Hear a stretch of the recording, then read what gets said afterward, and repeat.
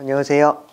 신기현 변호사입니다. 많은 사업체에서 영업비밀과 핵심인재 유출을 보호하기 위해 직원을 고용하면서 근로계약서에 경업금지 약정을 포함시키는 경우가 많이 있습니다.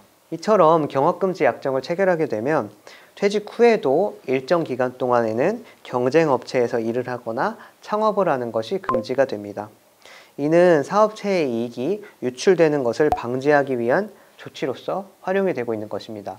특히 스타트업 업계에서는 동종업계의 인력을 스카우트하는 일이나 퇴사를 하고 창업을 하는 일이 빈번하게 발생하기 때문에 영업비밀이 경쟁업체에 유출되는 것을 방지하기 위한 계약으로서 활용이 되고 있습니다. 만일 퇴사한 근로자가 경업금지 의무를 위반할 경우 해당 근로자를 대상으로 전직금지 가처분 신청과 손해배상 청구 소송을 진행할 수 있습니다. 또한 해당 근로자를 스카우트한 경쟁업체를 대상으로 손해배상을 청구할 수 있습니다. 그러나 경업금지 약정이 항상 유효한 것은 아닙니다. 경업금지의 유효성은 상황에 따라 달라지기 때문인데요. 그렇다면 경업금지 유효성 판단 기준은 무엇이고 어떻게 대응하여야 하는지 함께 살펴보도록 하겠습니다. 변호사님, 그럼 경업금지 유효성 판단 기준을 조금 핵심적으로 알려주실 수 있으실까요? 네, 경업금지 약정을 체결하였다고 무조건 유효한 것은 아닙니다. 이때 경업금지 약정이 유효한지 아니면 무효인지 판단하는 기준은 크게 4가지가 있습니다. 첫 번째, 경업금지 기간입니다. 만일 너무 지나치게 오랜 기간을 경업금지 기간으로 설정해 두면 무효라고 판단될 가능성이 높습니다. 두 번째, 지역 제한을 확인해 봐야 합니다. 예를 들어서 이전 직장과 꽤 먼 지역에서도 취직을 하지 못하게 만든다면 그것은 무효가 될 가능성이 올라갈 수 있습니다.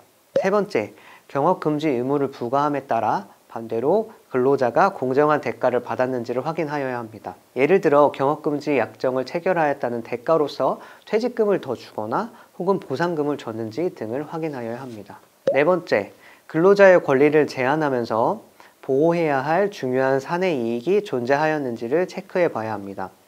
퇴직 근로자가 습득한 기술 또는 경영상의 정보가 이미 동종업계 전반에 알려진 경우 또는 정보를 입수하는데 큰 비용과 노력이 필요하지 않은 경우에는 경업금지 위반이 인정되지 않을 수 있습니다. 이렇게 근로자의 권리를 지나치게 침해하거나 사회통념에 어긋나는 조항이라면 경업금지 약정은 법적으로 무효로 판단될 수 있습니다. 경업금지 유효성의 경우에는 이 4가지를 종합적으로 살펴보고 판단되고 있습니다. 이외에도 기업이 별다른 사유 없이 근로자를 해고하거나 근로자가 퇴직할 수밖에 없었던 경우에는 경업금지 약정의 효력이 부인될 수 있습니다. 그러나 근로자가 경업금지 약정을 무시한 채 경쟁업체에 취업하거나 약정을 직접적으로 위반한 경우에는 손해배상 책임을 부담할 수 있습니다. 네, 변호사님, 그러면 경업금지 조항을 꼼꼼하게 살펴야 되는 이유가 있을까요?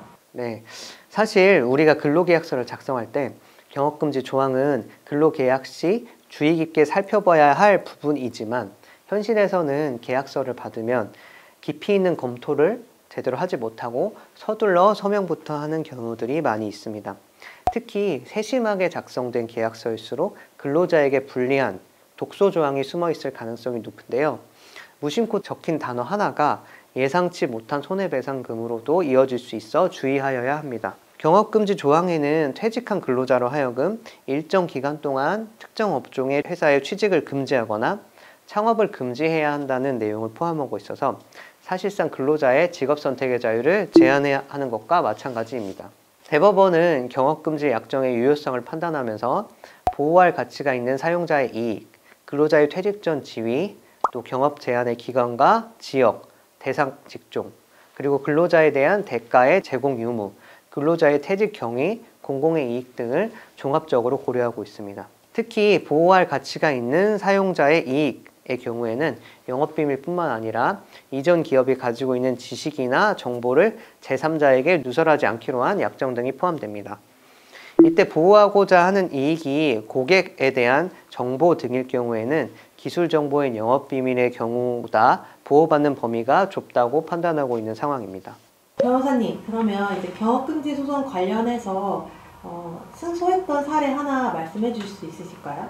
네, 저희 법인에서는 병원의 의사에 대한 1억 원 경업금지 청구에 대해서 의사 측을 대리하여 전액 방어에 성공하고 소송 비용까지 오히려 다 받아낸 사례가 있습니다. 이전에 근무하였던 병원에서 퇴직한 의사가 인근의 병원을 개원한 사례였는데요. 경업금지 위반을 사유로 병원은 의사에게 1억 원의 위약금을 청구하였으나 저희 법인에서는 경업금지 조항 자체를 무효로 만드는 데 성공하여 전액 방어에 성공하였습니다. 이외에도 미용실과 미용사들 간의 분쟁에서 경업금지뿐만 아니라 퇴직금까지 함께 문제 삼아서 가압류 결정을 이끌어내는 등 다방면의 경업금지 소송을 진행하고 있습니다. 근로자에게 불합리한 조건으로 조항을 강제하는 것은 법적으로 허용되지 않으며 특히 경쟁을 제한하는 기간이나 범위가 너무 길거나 광범위하다면 불법적인 경우에 해당할 수 있습니다. 경업금지 의무 조항은 비즈니스를 보호하고 근로자를 보호하기 위한 것으로 근로자의 권리를 침해하여서는 안 됩니다. 경업금지의 경우 특유한 법리가 있어서 이를 어떻게 능숙하게 다룰 것인지, 같은 증거라도 어떤 논거를 들어 주장을 할 것인지에 따라 승패가 명확히 갈립니다.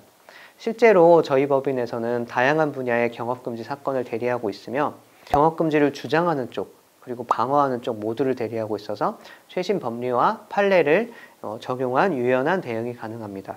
경업금지와 관련된 문제에 대하여 직면하고 계시다면 경업금지를 위한 소송 업무에 대한 노하우와 전문성을 갖춘 변호사의 상담이 필수적입니다. 경업금지 소송과 관련하여 어려움을 겪고 계신 분이 계시다면 한 분 한 분 상황에 맞는 꼼꼼한 전략을 제시해 만족된 결과를 얻으실 수 있도록 최선을 다할 것을 약속드립니다. 감사합니다.